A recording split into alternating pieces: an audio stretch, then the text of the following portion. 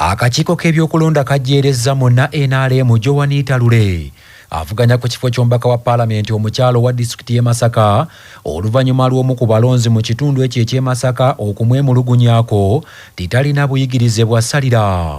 Mu kiwandiiko ekiteereddwako omukono ssentebe w'akakiiko k'ebyokulonda omulamuzi Simon Mugenyi Byabakama, akakiiko kagambye nti Joanita Lule nga yakwatidde NRM bendera mu kulonda okujja ku kifo ky'omubaka omukyala owa disitulikiti y'e Masaka alina ebisaanyizo n'obuyigirize ebimusobozesa okubeera omubaka wa Paalamenti.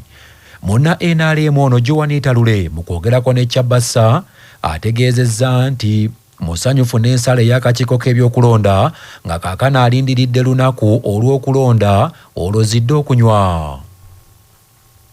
Bikyetaagisa mu Electoral Commission nakiwaayo wadde nga badde bagamba saabiwaayo kati n'olwekyo abantu bange mwenna njagala okubagumya nti obuwanguzi buli ku sayidi yaffe ku mulundi guno kuba buli ekize kisoomoza kiyiseemu ate era tukiwangudde olaba nakino tukiwangudde kitegeeza ne kali akalulu akaddako tugenda kawangula tunoonye akalulu tukole nnyo mu nnaku zino ezisembayo tujaguze nga tufunye obuwanguzi. Ebyo nga biri bityo amasasi n'omukka ogubalagala binyoose mu disitulikiti y'e Mukono. Ab'ebyokwerinda bwe babadde bagumbula abawagizi b'omukulembeze wa NUP Robert Kyagulanyi Ssentamu ababadde bamulindiridde ku makubo. Wakati mu mukka ogubalagala ogukubiddwa mu bantu wabaddewo n'okukuba emiggo abantu ababadde bakuŋŋaanya okwanyiriza Kyagulanyi.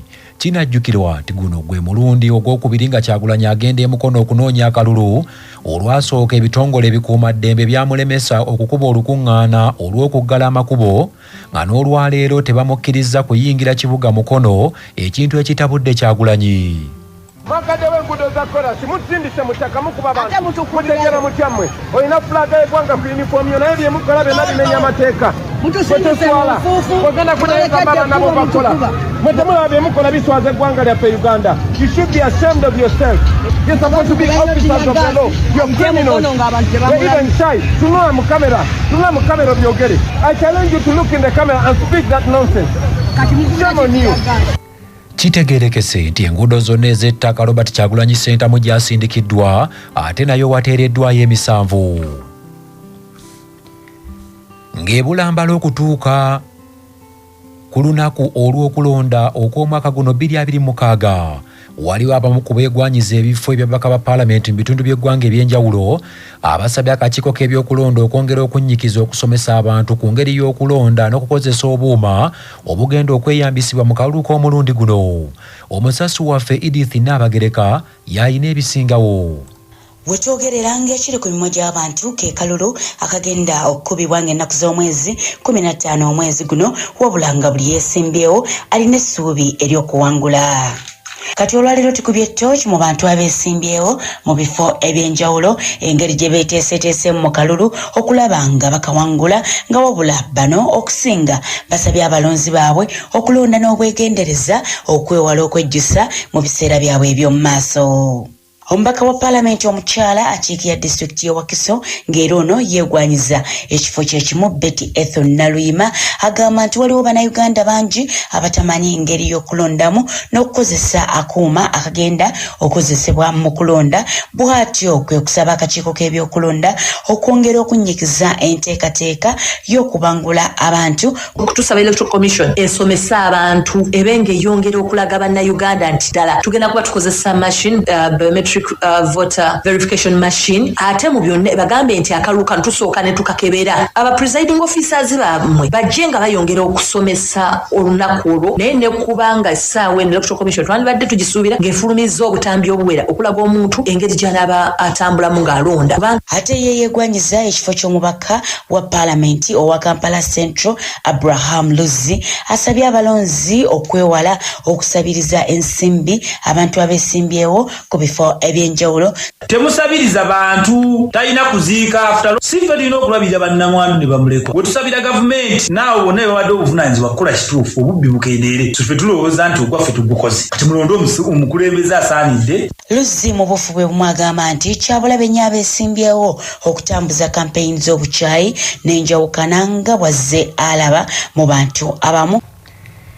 Minisita omubeezi ow'amazzi era omubaka omukyalo wa disitulikiti y'e Kalungu Aisha Sekindi ayambalidde abamu ku bakulembeze Kalungu baalumiriza okukotoggera ekibuga Lukaya okusuumuusibwa okutuuka ku mutendera gwa municipality kyagamba nti kisibye ekitundu eky'emabega.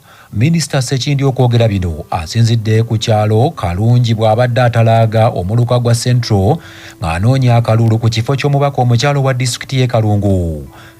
Aisha Sekindi ategeezezza nti Lukaya yatuuka dde okufuuka municipality kyokka olw'okukotoggerwa okuva mu bakulembeze ab'enjawulo ensimbi nnyingi ezireeteddwa mu kibuga ekyo okukola emirimu omuli okukuba koolansi enguudo mu bitundu ebitali bimu wabula nga byonna bifundikira tebikoze olwo abakoleramu ne bafiirizibwa. Naye abantu abagaliza abantu baabwe bakkiriza ishaka ne bagikola ki ne bagiwaayo nga municipality kyokka kati tuukayo olabe yayitawo speed temanyi kati na Lukaya. So personal interests zaffe zirebenga kufiiriza bantu bamu. Bwe tunaaba tutuuseewo awo nja kubeera omuntu awagira ennyo Lukaya municipality ebeere ng'ekola ki ng'etwalibwa naye services ezitali sewage ennyingi ze tufiirwa olw'okubeera nti Lukaya municipality.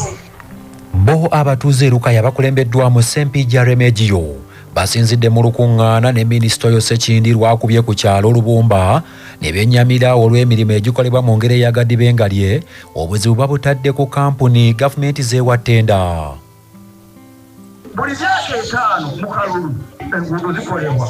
Simanyi obanze bawukadde ku mirembe giri ekidda enguudo bakolebwanga ne kumala emyaka 4. Simanyi lwaki lukolebwa mu myaka 5. Bidduka bizitwalibwa bagawulo ettaka mu ntalo 7 yeti zaabomoka. Kirabika wakibeera kitabo okulondoolebwa. Poliisi mu kitundu kya Busoga East erabudde abakozi baayo abagenda okukwasizaako akakiiko k'ebyokulonda mu kalulu akabindabinda begamba nti poliisi tegenda kugumiikiriza abakozi baayo abanaava ku mulamwa. Omwogezi wa poliisi mu kitundu ekyo ASP Kasada Mike ategeezezza bannamawulire oluvannyuma lw'akafubo kabaddemu n'abakuumaddembe mu kibuga Iganga tibalagidde bonna abaweeredde obuvunaanyizibwa okuyambako akakiiko k'ebyokulonda okutambulira mu mateeka. Omusirikale yena anaava yaava ng'ali ku bani baali kwidde okulooza nti ayamba ku mukulonda tutidda kuikiriza tulidde amugema n'abasirikale tuli bakobererawo ne information egyatuuka mu buli barracks mu buli station nti omusirikale oteekwa akolera wonka w'okobeyibwa nti oidde akolera anaalimba omunabyabufuzi nti aidde kumukolera iyo obwo bukyaire tulidde akugema ate oidde kubona ebidde okwiraku kuba kyolikola kikyamu nekyolikuteeka okukola kyona kikyamu. Mu mbeera y'emu Kasada Mike ajjukizza abalonzi mu kitundu ekyo okufaayo okukuuma emirembe mu kiseera eky'okukuba akalulu era n'abasaba okubaguliza ku poliisi mu bwangu singa wabeerawo ebitagenda bulungi mu maaso. Ng'ebbugumu ly'ebyobufuzi lyeyongedde omwami wa Kabaka ow'eggombolola Makindye Mutuba esatu Agimusa Ssemambo asabye abantu ba Kabaka mu ggombolola eyo okwewala okukola effujjo n'okuwanyisiganya ebisongovu. Bino Agi Ssemambo abyogeredde ku ggombolola mu lukiiko olw'enjawulo mwakyalizza abakulembeze okuva mu NRM mu ggombolola y'e Makindye abakulembeddwamu ssentebe wa NRM Makindye Agirukyamuzi Hussein wamu n'eyeggwanyiza ekifo eky'omubaka wa paalamenti owa Makindye West Kayita Doreen Kagabi. Fena tuli ba Luganda ebigwa bwabawezi fena tubeera wamu neleka kuvuma munno bitaliiyo leka kutagula munne leka kola bulabe butaliiyo n'olwekyo bwa Kabaka wa Buganda nga bwe nabagambye nti Kabaka wa Buganda si wa Baganda bokka fenna tutwagalane tukuume omukwano naye mu mpagire entuufu ngeno gaffe tukusinga nze wano mu mpira mpagira express ebweru mpagira Liverpool naye ggulo n'abatampagira abamu babadde bagenda ne bagamba nti Arsenal mutukubire Arsenal senga omutukubire naye era bwe namusizaba ne babeera nga basanyuka kakati kyengagala ebintu ng'ebyo tuba tutambuliramu bannaye mu Portugal era ffe tujja kwagala nnyo abo abantu abateekawo mu ebyobufuzi nga biri mu fair play. Ate ye Agirukyamuzi Hussein akuutidde abantu ba Buganda okulonda abantu abalina omuzinzi era abensa era abalina obusobozi okulwanirira ensonga za Buganda n'omugabo gwayo. Tuleme kulonda bulonzi bila mupango. Buganda tulonze ne tulonda nebye tulonda bikoma. Kiki abo be tulonda be bagwanidde. abo betulonda be bagwanidde batuukiriza interests zaffe zetwetaaga okutuuka gye tulaga bwe tutaba tetunnakikola buli omu ku ffenna ajja kufa ng'akolima yesu oyagala obuyinza otuwaaki bannaffe eri awalala kye bakola tolisanga bakyoli nga weefudisi w'NRM nga bakubagana nga balina interests ze bagoba naye buganda lukyamuza akubagana ne semmambo ono w'NRM ono wa DP ne bakubagana without tebaliiko nti kati tutudde interests nga kati bwe tutudde mu bwakabaka kuba kati wantu tulina ebibiina ebyewo. Doreen Keita yeebazizza obwakabaka olw'okulungamya abakulembeze n'okubazimba ne yeeyama nti waakusoosowaza ensonga z'embuga. Kye mbasuubiza buwulize era okulaba nti tubeera ekitole tubeera kyakulabirako okulaba nti tukulembera abantu baffe mukusuubiza okulaba nti ne ofiisi zaffe tuzigula nga bwe tubadde tukola.